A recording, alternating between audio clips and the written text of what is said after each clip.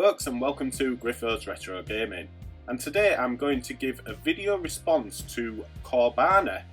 Link to his channel will be in the description below, and he tagged me in 5 games I always come back to. Now, I don't want to issue any spoilers, but I'm pretty sure you could name at least one of the games I always go back to. But just to make you aware, these games aren't ranked, but I will start with the one everybody is expecting, and that is Baldurs Gate. More specifically, Baldurs Gate 2, which, as I have mentioned so many times, is my favourite game of all time. So for those unaware, the Baldurs Gate games for the PC, not to be confused with the console games named Baldurs Gate Dark Alliance, which are also great games by the way, is a Dungeons & Dragons RPG game set in the Forgotten Realms world. It sees you hunt for the evil mage John Rennicus, who has captured your sister Imoen, and you must seek her release. Despite being a rather in-depth game with deep RPG mechanics, the thing which keeps me coming back is a wonderfully rich and beautiful art style mixed with fantastic storytelling, and relationships between the NPCs which can be both good and bad. Basically, there's just so many variables which can make the game play out differently every time you play, so repetition is rarely an issue. Honestly, if you've never played Baldur's Gate before, then I strongly suggest you do, and especially if you're an RPG fan, because the game holds up incredibly well, and that's what keeps me coming back. Number 4, Zelda, A Link to the Past. In my opinion, it is the quintessential Zelda game, and definitely the most accessible game for anyone who wants to play a Zelda title for the very first time. I know this because it was my very first adventure into Hyrule, and wow. I remember being blown away by how colourful and childlike the graphics are, yet still having a sinister undertone to them, which made them feel like you was in a fairy tale. I lived and breathed Link, and his adventure felt like it was actually mine. And it was a feeling which made the game so magical for me. It was a feeling of the unknown. It was the thinking outside the box you had to do at times. And it was the weight of rescuing a kingdom on your shoulders that kept me coming back for more. Now obviously I don't feel the same wonderment and magic now that I did at that very first time. But it's the more powerful feeling of nostalgia that has me hooked, and has me starting the adventure every year or so.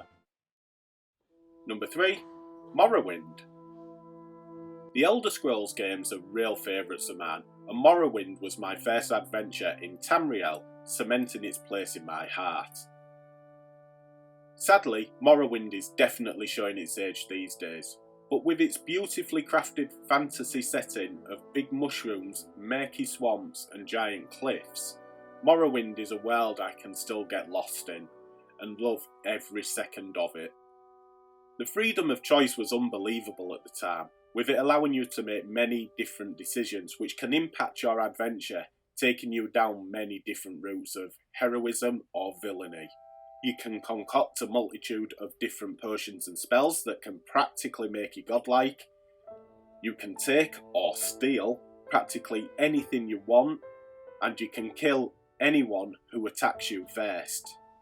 So basically you can provoke someone into attacking you, so you can murder them, take their cash and gear and claim self-defense.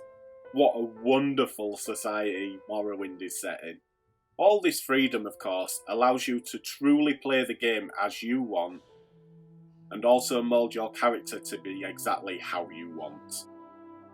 The monsters, for the time, were designed in a way that was in keeping for the environment that surrounded them.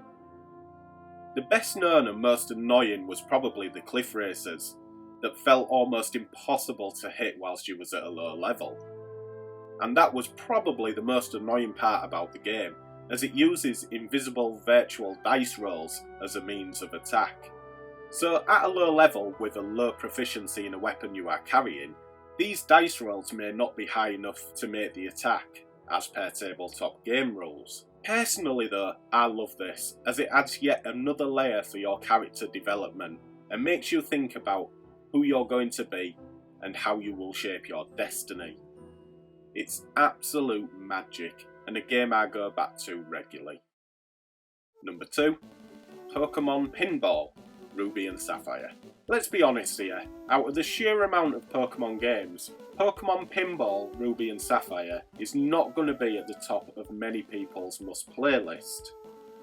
But for me, it discards everything that can make Pokemon overwhelming and time-consuming, and just bundles everything into a nice and fun little game. I found Pokemon Pinball on a multi-cart I had a while back, and I couldn't believe how much fun it actually was. As a pure pinball game, it's a really smooth and fast-paced experience, with plenty to achieve and to hit on each of the 2 tables. But by throwing in the classic gotta catch 'em all end goal of the Pokemon series into the mix, it just adds that addictive quality.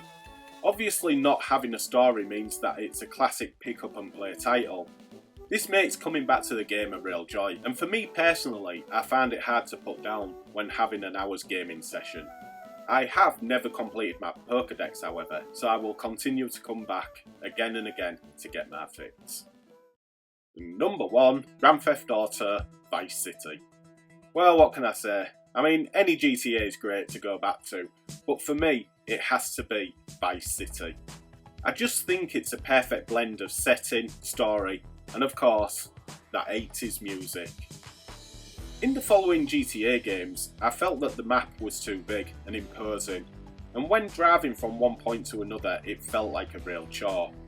But for me, Vice City is big enough to feel like you're in a city and not a small country like with GTA 5. I just love the variety in the missions, with some extremely fun ones to get stuck into, such as at the beginning when you have to start a riot at a protest site, with the security guards having an acronym on their back being PIG, which just highlights the humour involved in the game. One other thing I really like is the fact that Vice City is so colourful, bright and vibrant, and none more so than in the remaster, which is actually pretty good on the Switch now it's been patched.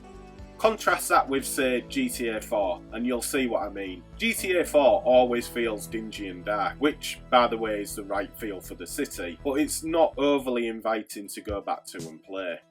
I remember getting Vice City in 2002, and it was my go-to game for practically a full year. I became a recluse, and spent what was a pretty warm summer hidden in my room with the curtains shut.